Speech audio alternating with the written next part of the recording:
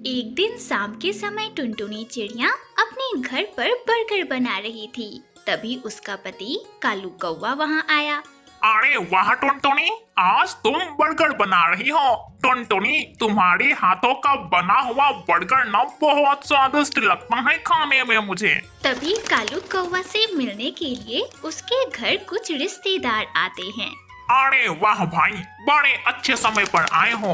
आज मेरी पत्नी टुनटुनी बर्गर बना रही है और उसके हाथों के बनाए हुए बर्गर लाजवाब होते हैं। अरे ओ टुनटुनी, हमारे रिश्तेदार के लिए भी बर्गर बनाकर लाना। अभी लाई कालू जी। और इतना बोलकर टुनटुनी चिड़िया बर्गर लेकर सभी के लिए आती है और गर्मा गर्म बर्गर अपने रिश्तेदारों को परोसती है। घर आए हुए रिश्तेदार बर्गर खाकर कहती हैं, अरे वाह वाह वाह वाह। अरे कालू, तूने तो बिल्कुल सही कहा। हम तो बिल्कुल ही सही समय पर आए हैं, वरना इतने स्वादिष्ट बर्गर हम कभी नहीं खा पाते। अरे मैंने कहा था ना कि मेरी पत्नी टुनटुनी बड़े ही स्वादिष्ट बर्गर बनाती है। अरे यह रोजाना ही बहुत ही स्वादिष्ट बनाती है, इसलिए जब भी बर्गर बनाती है ना, मैं बड़े ही प्रेम से खाया करता हूँ। हाँ भाई कालू, तूने बिल्कुल सही कहा। इतनी स्वादिष्ट बर्गर कोई होनहार पक्षी ही बना सकता है, वरना पूरे जंगल के किसी भी होटल में ऐसे बर्गर खाने को नहीं मिलते। अगर तेरी पत्नी ने बाजार में बर्गर बनाकर बेचना शुरू कर दिया ना, तो उसकी खरीदारी तो बहुत होगी, बहुत। अरे हाँ बहन जी, अगर मैं इतना स्वादिष्ट बर्गर बनाती तो बाजार में एक ठेला खोल लेती और खूब बर्गर बनाकर बेचा करती। हाँ, अपने रिश्तेदारों की बात सुनकर कालू कौवा उनसे कहता है, अगर मैं अपनी पत्नी के साथ मिलकर जंगल के बाजार में बर्गर का ठेला लगा दूं, तो जंगल के सभी पक्षी मेरे ठेले पर बर्गर खाने को आएंगे और बर्गर की बहुत तारीफ करेंगे। हाँ, ये तो बहुत अच्छा आइडिया है कमाने के लिए। रिश्तेदार के चले जाने के बाद भी कालू कौवा उन्हीं ख्यालों में खोया रहता है कि कैसे बाजार में बर्गर का ठेला लगाया जाए और पैसे कमाया जाए। जब टुनटुनी चिड़िया अपने पति को किसी ख्याल में खोए हुए देखती है, तो वह उनके पास जाती है और उससे कहती है, क्या बात है कालू जी, आप यहाँ बैठे आखिर किस चीज के बारे में सोच रहे हो? अरे टुनटुनी, तुमने तो सुना ना कि मेरे रिश्तेदार क्या बोल रहे थे। मैं सोच रहा हूँ अपने घर के बाहर ही बर्गर का ठेला लगाऊं। हमारे रिश्तेदार की तरह ही जंगल के सभी पक्षी हमारी स्वादिष्ट बर्गर की ही चर्चा करेंगे।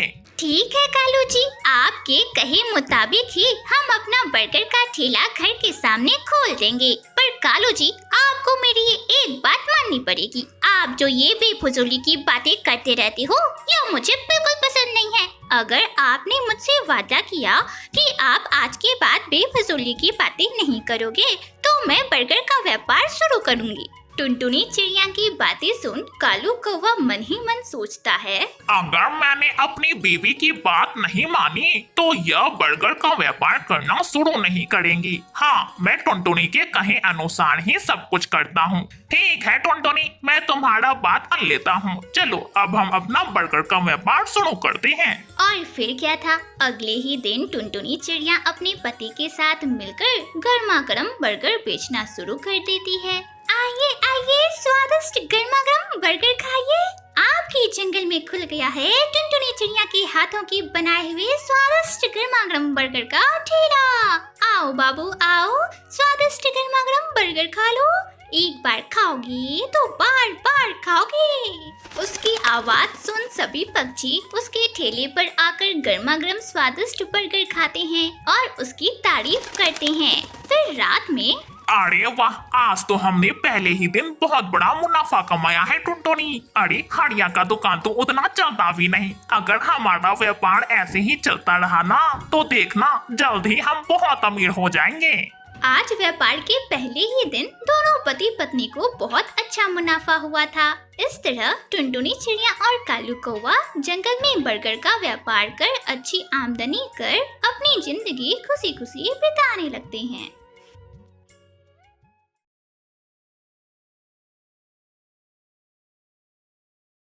चंदनवन जंगल में टुनटुनी चिड़िया अपनी माँ सुंदरी कौवी के साथ रहा करती थी। सुंदरी कौवी अपने खेत में बैंगन की खेती किया करती थी और उन्हीं बैंगनों को वह बाजार में बेचा करती थी, जिससे उसे कुछ पैसे मिल जाते थे और उन्हीं पैसों से उनका घर चलता था। एक दिन जब सुंदरी कौवी अपने खेत पर जाती है और बैंगनों को लेकर वापस घर लौट रही होती है, तभी उस पर एक खतरनाक चील हमला कर देता है और इस हमले में सुंदरी कौवी की मौत हो जाती है। आधी रात हो जाती है पर सुंदरी कौवी वापस घर नहीं आती। नन्ही सी टुनटुनी चिड़िया अपनी माँ का इंतजार कर रही थी। आधी रात हो गई है पर अभी तक मम्मा घर नहीं आई। क्या करूं मैं? कहाँ जाऊं? किससे पूछूं? अंधेरा भी काफी हो गया है। अब मैं क्या करूं? कहाँ ढूंढूं मम्मा को? रोती रोती नन्ही सी टुनटुनी चिड़िया हरी तोती के घर जाती है। हरी काकी, ओ हरी काकी, क्या आपने मेरी मम्मा को देखा है? मेरी मम्मा अभी तक घर नहीं लौटी है। नहीं नहीं टुनटुनी बिटिया, मैंने तेरी माँ को नहीं देखा है और आज तो मैं खेत पर भी नहीं गई थी। तो जा अपने घर जा, रात काफी हो गई है। कल सुबह हम दोनों मिलकर तेरी माँ को ढूंढेंगे, ठीक है? जा बिटिया सो जा। अगली सुबह हरी तोती काकी टुनटुनी चिड़िया के साथ उसकी माँ को ढूंढने के लिए निकलती है और जैसे ही वह टुनटुनी चिड़िया के खेत पर पहुँचती है तो देखती है कि सुंदरी कौवी की लाश वहाँ पड़ी हुई है। टुनटुनी, अरे टुनटुनी इधर ना, अरे जल्दी इधर आ, देख तेरी माँ को किसी ने मार दिया है। पापा, मम्मा मुझे छोड़कर क्यों चली गई? मम्मा, काकी काकी अब मैं क्या करूं? मैं अनाथ हो गई। अब मैं किसके साथ रहूं? काकी अब मैं क्या करूं? मुझे खुद समझ नहीं आ रहा काकी। अरे टुनटुनी बिटिया रो मत, हौसला रख। मैं तेरी बुआ टोनी चिड़िया को कॉल कर देती हूँ, तो उसके साथ चले जाना। हरी तोती टोनी चिड़िया को कॉल करके सारी बातें बताती है। टोनी दीदी, आपकी भाभी को किसी ने मार दिया है और यहाँ नन्ही सी टुनटुनी रोए जा रही है। रो रो कर उसका बुरा हाल हो गया है दीदी। आप बस जल्दी आ जाइए और इसे संभालिए किसी तरह। कुछ देर बाद टोनी चिड़िया टुनटुनी चिड़िया के घर आती है। अरे बिटिया टुनटुनी, रो मत, तेरी बुआ है ना, चल तो आज से मेरे साथ रहेगी। चल बिटिया मेरे साथ मेरे घर चल। नन्ही सी टुनटुनी चिड़िया अपनी बुआ टोनी चिड़िया के साथ उसके घर चली जाती है। इसी तरह कुछ दिन बीत जाते हैं। एक दिन टोनी चिड़िया का पति कालू कौवा उस पर गुस्सा करने लगता है और भड़कते हुए कहता है, अरे टोनी, बैठे बैठाए उस मुसीबत को मेरे गले बांध दिया। अरे अपना गुजारा इस महंगाई में मुश्किल है और तूने इस मनहूस को मेरे सर पर लाकर रख दिया। अरे तो मैं क्या करती? अकेली मासूम सी बच्ची को वहाँ मरने के लिए छोड़ देती। और वैसे भी यह मेरे भैया भाभी की आखिरी निशानी है, मैं इसे अकेला कैसे छोड़ सकती थी? अरे वाह भाई वाह, भतीजी तुम्हारी और इसका खर्चा मैं उठाऊं। देख टोनी, मुझसे इतना काम अब नहीं हो पाएगा। अरे लड़का होता तो मैं कहीं इसे काम पर भी लगा देता, 2-4 पैसे भी घर लाता। पर यह तो लड़की है, बड़ी होगी तो इसकी शादी करनी होगी। ना बाबा ना, मुझसे नहीं होगा। मन तो करता है कि इस कलमुही को जहर देकर मार दूं। खबरदार, अगर मेरी नन्ही सी टुनटुनी के बारे में आपने ऐसा सोचा भी, अगर आपने कुछ किया ना, तो मैं आपको छोड़ूंगी नहीं। अरे बाप रे, कल की आई इस मनहूस के लिए तो मुझसे लग रही है, मेरा अपमान कर रही है तू। चल निकल जा मेरे घर से, इस कलमुही को लेकर मेरे घर से निकल जा। अब मैं तुझे और इस कलमुही को अपने घर में नहीं रख सकता हूँ, निकल मेरे घर से। टोनी चिड़िया अपना घर छोड़कर टुनटुनी चिड़िया के साथ निकल पड़ती है। अरे बुआ, हम कहाँ जा रही हैं? टुनटुनी बेटा, अब मैं यहाँ नहीं रह सकती, मैं तेरे साथ तेरे घर जा रही हूँ। अब हम दोनों वहीं रहेंगे बिटिया। तभी रास्ते में टोनी चिड़िया को हरी तोती मिलती है। अरे टुनटुनी बिटिया, तू यहाँ कैसे? तू तो अपनी बुआ के साथ उसके घर गई थी ना। हरी तोती बहन, अब हम दोनों यहीं रहेंगे। पर टोनी बहन, सुंदरी कौवी का जहाँ घोंसला था वहाँ किसी और पक्षी ने अपना घोंसला बना लिया है। अब तुम दोनों कहाँ रहोगी? कोई बात नहीं है हरी काकी, हम दोनों अपने बैंगन के खेत में रहेंगे। तब टुनटुनी चिड़िया अपनी बुआ टोनी चिड़िया को अपने साथ लेकर अपने बैंगन के खेत पर जाती है। बुआ, हम यहाँ आ तो गए हैं, पर हम यहाँ कहाँ रहेंगे बुआ? यहाँ तो बस एक बड़ा सा पेड़ है। अरे टुनटुनी, तू चिंता क्यों करती है? तेरी बुआ को ना मिट्टी का घर बनाने आता है। बस हम इस खेत से थोड़ी सी मिट्टी ले लेंगे और इसी पेड़ पर एक छोटा सा मिट्टी का घर बनाएंगे। बुआ, मैं भी आपकी मदद करूँगी। तब दोनों मिलकर वहाँ मिट्टी इकट्ठा करते हैं और कुछ दिनों की कड़ी मेहनत के बाद उनका मिट्टी का घर बनकर तैयार हो जाता है। वाह बुआ, हमारा मिट्टी का घर कितना सुंदर है। हाँ बिटिया, और मिट्टी के घर में गर्मियों में ठंडक भी मिलती है। अब नन्ही सी टुनटुनी चिड़िया अपनी बुआ टोनी चिड़िया के साथ उसी मिट्टी के घर में रहा करती और खेत में सब्जियां उगाया करती और उन्हें बाजार में बेचा करती। कबूतर एक गरीब किसान था। उसके पास खुद के खेत नहीं थे, इसलिए वह जमींदार सेठ कड़कनाथ कौवे के पास गया और उससे बोला, मालिक, क्या आप मुझे अपने खेत बोने के लिए दे सकते हो? तब सेठ कड़कनाथ कौवे ने कहा, हाँ, खेत तो दे दूंगा, पर रुपया 20,000 दूंगा। ठीक है मालिक, पैसों का तो मैं इंतजाम कर लूंगा मालिक, पर मुझे आप अपने खेत दे देना। हाँ हाँ भाई, ठीक है, पैसे दे जाना और खेत बो लेना। बंटी कबूतर ने जैसे तैसे इधर उधर से 20,000 रुपये इकट्ठा किए और सेठ कड़कनाथ कौवे के जमीन को 1 साल के लिए ले लिए। उसके बाद उसने उस जमीन पर गेहूं के बीज बोए, पर मौसम ने आज भी साथ नहीं दिया। आसमान में बादल घिर आए थे। बेचारा बंटी कबूतर अपनी सर को उठाए बस आसमान की ओर देखा जा रहा था। तभी उसकी पत्नी टुनटुनी चिड़िया वहाँ आ जाती है। अजी बंटी जी, ऐसे बैठे हुए आसमान की ओर क्या देखे जा रहे हो भला? हाँ टुनटुनी, आसमान में बस देख रहा हूँ कहीं बारिश ना हो जाए। हर साल जब बारिश होती है तो सारी फसल बर्बाद हो जाते हैं, बाढ़ का माहौल पैदा हो जाता है। और इस साल तो मैंने सारी जमा पूंजी इस खेत में लगा दी है। अगर बारिश हुई तो बाढ़ आ जाएगी और हमारे सारे सपने चकनीचूर हो जाएंगे। पर बंटी जी, बारिश रुकना तो हमारे हाथों में तो नहीं ना। जो चाहेंगे ऊपर वाले, बस वही होगा। हाँ टुनटुनी, अब इसमें कर भी क्या सकते हैं। पर हमारी बिटिया पीहू भी तो अब बड़ी हो गई है। सोचा था कि अगर इस बार फसल लहलहा उठे और उसमें अच्छी कमाई हो तो पीहू की शादी बड़ी ही धूमधाम से करूं। तब टुनटुनी चिड़िया अपने पति बंटी कबूतर को अपने साथ लिए घर के अंदर आ गई। तभी अचानक से जोरदार बारिश शुरू हो गई। पूरे दिन रात बारिश लगातार होती ही रही। खेत में पूरी तरह से पानी भरने लगा था। बाढ़ की स्थिति भी पैदा होने लगी थी। घर के सारे अनाज भीग गए थे, यहाँ तक कि बंटी कबूतर और टुनटुनी चिड़िया के घर में भी पानी आ गया था।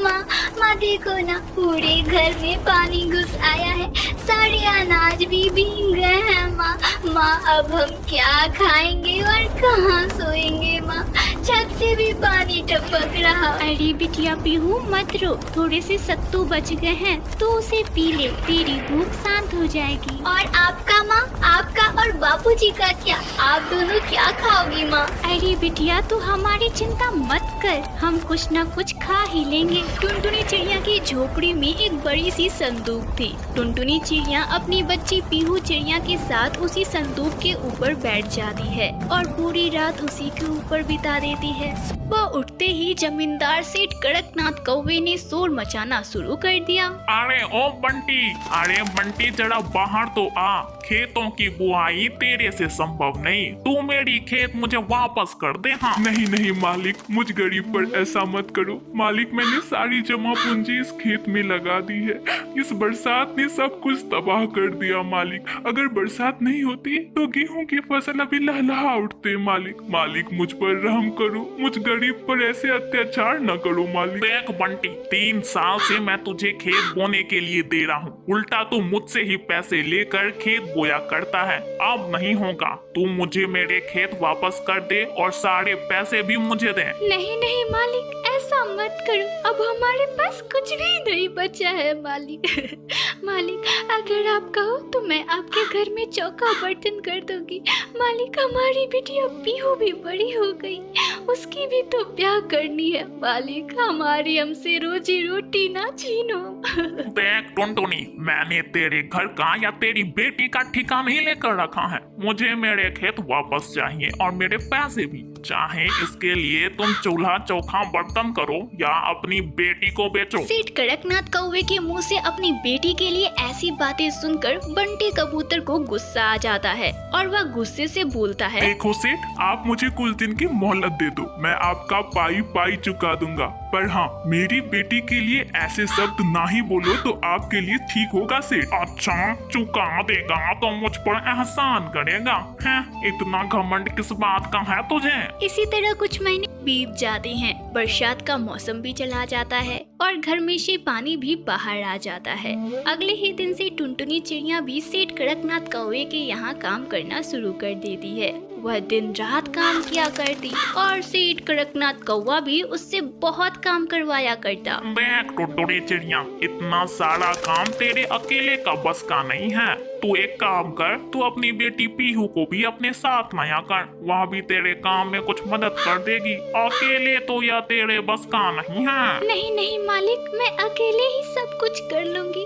आप बस मेरे पति का कर्जा कुछ माफ कर दीजिए मालिक। आराम का पैसा नहीं है मेरे पास जो ऐसे ही माफ कर दूं। चल जा, जाकर अपना काम कर, बड़ी आई पैसा माफ करवाने वाली। इसी तरह कई दिन बीत गए। एक दिन जब बंटी कबूतर खेत पर गया तो वहाँ घुटनों भर पानी भरा हुआ था। इतने सारे पानी को देखकर बंटी कबूतर बहुत दुखी हुआ और दुखी मन से वहाँ बैठ गया। हे भगवान, कुछ तो कृपा कर, ये बरसात भी हम गरीबों के लिए एक अभिशाप ही है।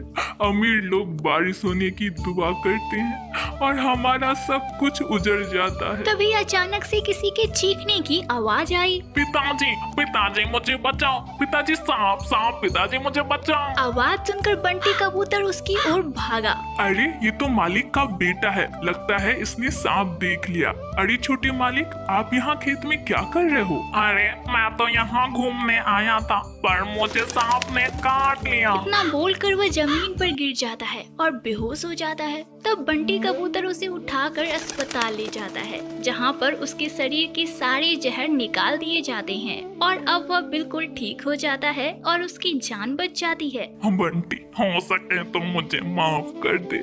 मैंने तुम पर कितने अत्याचार किए, फिर भी तुमने मेरे बेटे की जान बचाई।